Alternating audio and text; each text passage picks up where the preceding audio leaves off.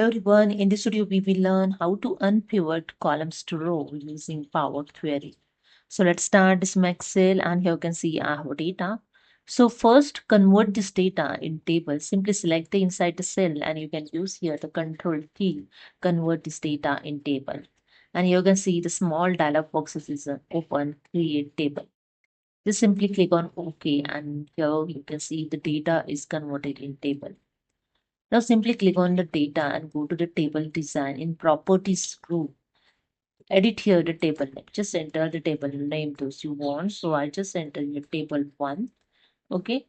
And after that, just simply select the inside the data. Then go to the data tab in get and transform data. Click on the get data. Then click on the from other sources. Then click on the from table orange.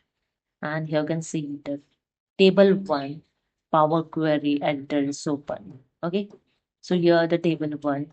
Okay, so here I select the month. So select the first month, then hold the control key, then select the second month and third month. After that, right click on the mouse. Okay, and here click on the unpivot columns. Okay, that's it. Here you can see your data is unpivot columns to rows using Power Query. Okay, after that, just click on the close and load. Okay, just click on this option and that's it. You can see the table 1 sheet is added with the unpaired columns to row data. Okay, so hope you understood. If you like this video, please subscribe. Thank you so much.